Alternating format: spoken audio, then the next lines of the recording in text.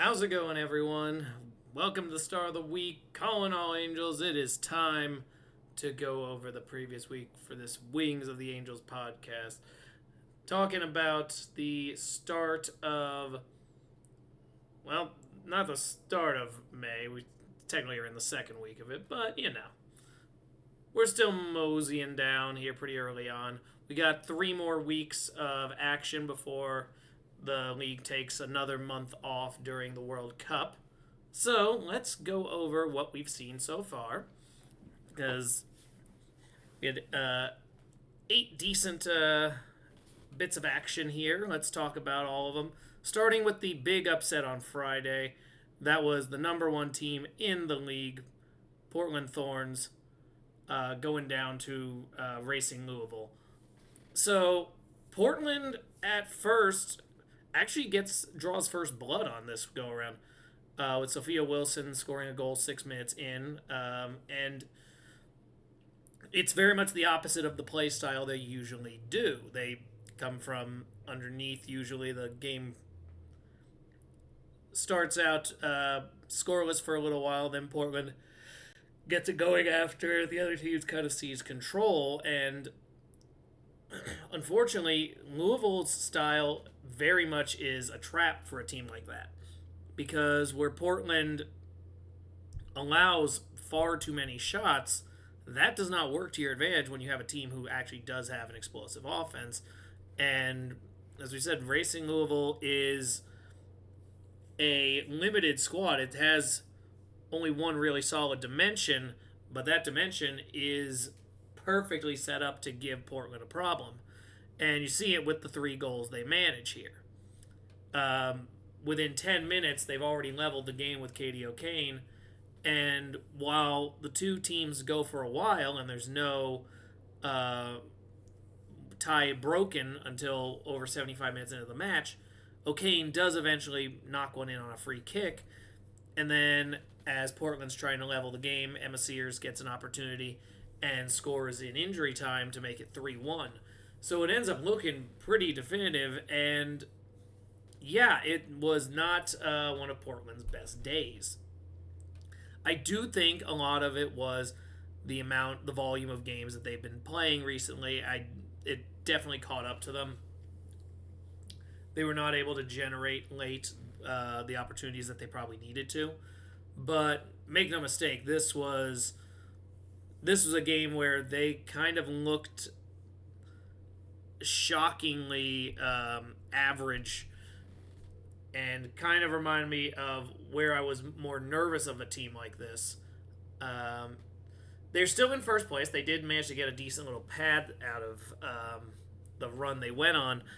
So they still hold the lead in the league by a single point. But yeah, this is why I didn't really have them holding this position for very long. And I do believe we're going to see some competition up at the top here pretty soon. But yeah, that's our first go around here. Let's go to the second game on that Friday, and that was the Orlando Pride getting a big 1-0 win over North Carolina. And at this point, if you're not sounding the alarm in the North Carolina fandom, I don't know at what point you would, because we're coming up on the 1/3 mark of the season, and just consistent issues with trying to pull something off here. In this case, they did play a very even game, and they gave up the goal to Barbara Banda 87 minutes in. Once again, Orlando continues to go with their option A and option only. Banda has scored in, I have to think, almost all of their games at this stage, because she's got 8 goals. So at the very least, she is averaging a goal a match, though I know she's had some multi-goal games. So yeah, there's been some games where she was scoreless. There's also been games that Orlando has lost without scoring. So right now the offense very much runs through her, and I think that's why, while this game did move them into the top 8, they're still a very soft in that position. And North Carolina, for for all the problems I'm bringing on here, um, they still let in shots. They still dominate possession.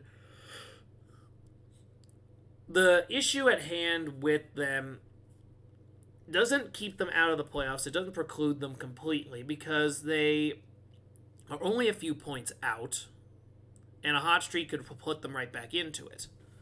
But as it stands right now, there is some dysfunction and there is a disconnect in how they approach their matches that is preventing them from being able to string consistent performances together.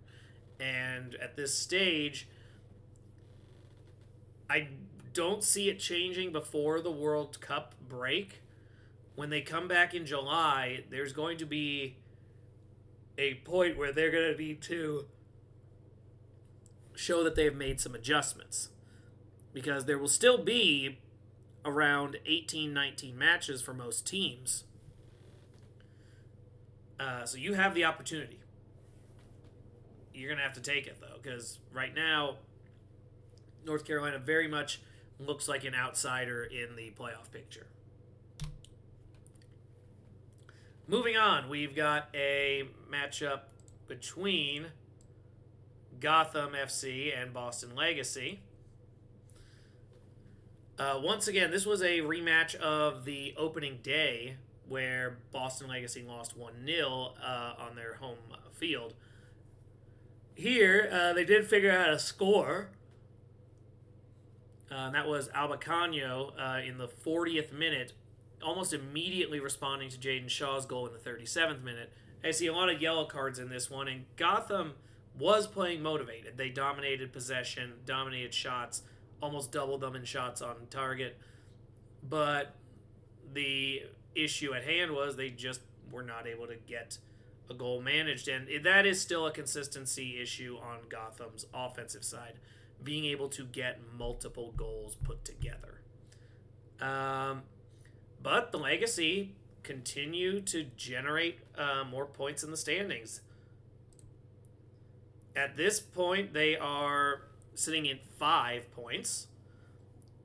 So they're 1 point out of leaving last place. They're technically a 3-point victory away from jumping 2 teams. So, yeah, it's a good place for Boston to be in. I don't think they're going to get out of the bottom quarter of the league this year, but the fact that they're not like a distant 16th is already a great victory in their own right. So, good on them.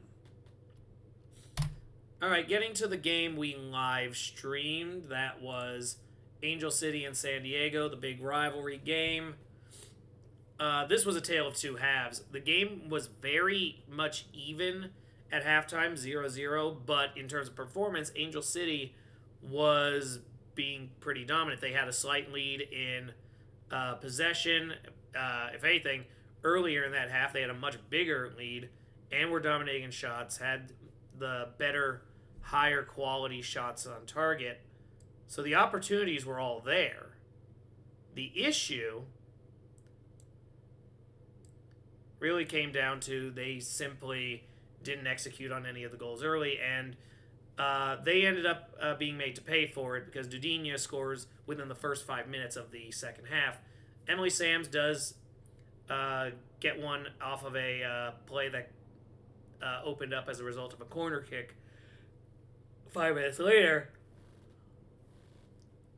But the entire rest of the way, Angel City really didn't show any more aggression, like they had burned themselves out. And the opportunities really didn't appear where they were coming in for San Diego, leading to Amelia Van Zanten getting a goal in the 81st to break the tie and break a 3-year winless streak against Angel City. So, big win for the Wave, puts them a point behind Portland for first place. So, we've got a real contender here. Angel City continues to drop matches, and it really comes down to they've looked like the better team for large stretches in each game. They have a lot of success on the backfield, in the midfield, but their strikers just have not been finishing nearly enough. This offense needs to become a lot more potent if they're going to make a run at anything. And I'll go into more detail on this in the Angel City portion of my week in recap, and you'll see that on its own video. For now, let's move to the game that got delayed due to some storm conditions, Houston Dash and Denver Summit. It was still played on the correct day, it just got a 3-hour delay. And it seemed to affect Houston quite poorly. We've got Denver jumping out to a lead pretty quick in the 15th minute with Yasmin Ryan kicking the ball over to Sonis, who scores. Natasha Flint, about 20 minutes later, gets it to 2-0. Houston's one and only really good goal opportunity came on a penalty kick, which they converted right at the very end of the first half, 45th minute. And that PK makes it 2-1. Now, as I had not been able to watch the first half of this because I was literally living the Angel City San Diego match, to this point, I was thinking Denver might be pulling a repeat performance of what happened the week before, and they were going to let them back into it. Turns out it looks like they've learned, or at the very least, Houston was not a quality enough opponent to stop it. Delaney Sheehan gets a goal early in the second half to make it 3-1, and Sonis picks up a second goal for herself in the 72nd minute to really put it just completely out of reach. Denver pretty much dominated throughout the match. Houston is starting to look like they're returning. The Cinderella story is going back to a pumpkin, and Denver still looks like a solid hand. I don't think they're going to be in the bottom quarter of the league, but I do think they're going to be in that second lowest tier where they missed the playoffs. There is still a bit of inconsistency, but this is a solid unit and one that you have to be paying attention when you're playing. So definitely a good effort from Denver. Moving on to Sunday. See, hold up. 1, 2, 3, 4, 5. There it is. Okay. I was like, where did the other game go? Okay. There's not much to say about the Kansas City game on Mother's Day. Brittany Mahomes in attendance with Patrick and all of the family. And they got to bear witness to Temwa Chawinga getting a hat trick, scoring in the 22nd minute from Croy Bethune, an unassisted goal at the beginning of the second half, and 2 minutes later, a third goal with Michelle Cooper. The hat trick leads to a 3-0 victory. Chicago really didn't look like they were competitive in any way. They were getting dominated in most respects. This would be what you would expect a Kansas City-Chicago match to go. The fact that Chicago has a win on them is very shocking, but this was the revenge match, and yeah, they have definitely returned the favor with this victory. And yeah, Kansas City, not looking like a bottom quarter team anymore. I don't know if they've righted the ship consistently enough that I would place them back into that playoff picture, but at least they're starting to resemble the team that they were. Let's see what they do with it from here. Moving on, Bay FC and Utah Royals. Big opportunity for Utah with the Portland loss to jump to the top of the standings. However, they are forced to settle for a scoreless draw, so they remain a single point back in the standings. Or not a single point, I believe it's 2. Just let me double check there. Yep, they're 2 points back. Yeah, that if they had managed it, a single goal, they would have not only been level on points with Portland, they would have had it would have broken their tie in the goal differential, and they would have moved up into first place. So, golden opportunity missed here. Teams were even on shots. Utah did get one extra shot opportunity that was on target, but the game was very balanced. It felt very much just being played in the middle thirds. No one really able to break through. Bay FC definitely is a better team at home.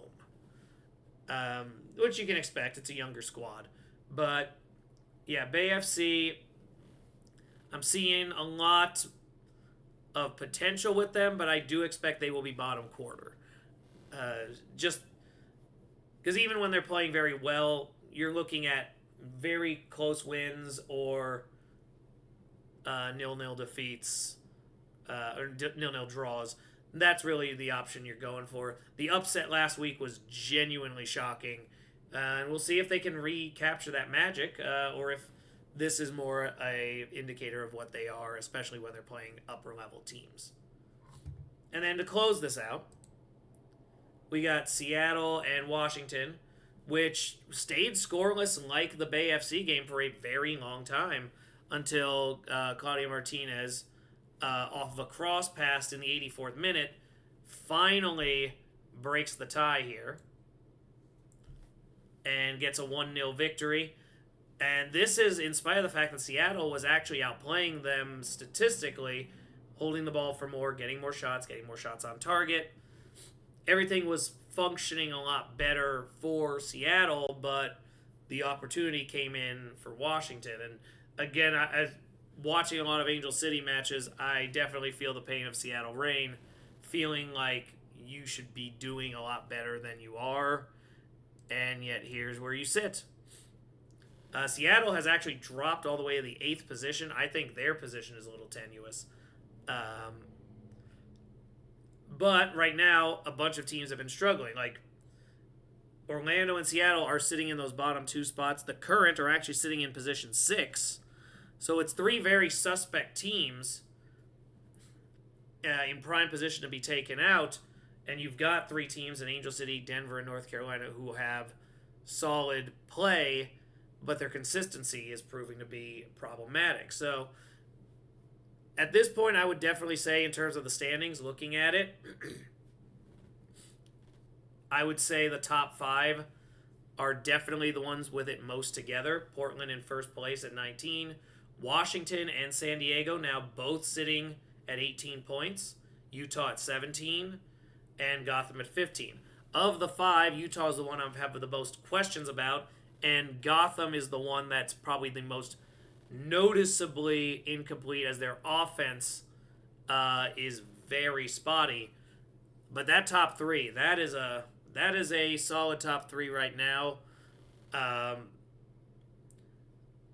In terms of how I would rank it, I think I would still lean San Diego ahead of Washington at the moment, but I do believe that Washington is finally starting to take its place at the top of the heap. We'll see if they can actually manage it. They're on a 5-match winning streak. But yeah, that pretty much runs the week of 8 matches. I am going to do a short one for previews of the during the week games. We have a Tuesday game, which so that preview will go up before that match. So you'll see it there, as well as all the Friday games. So look forward to that. I will see you there in a little bit.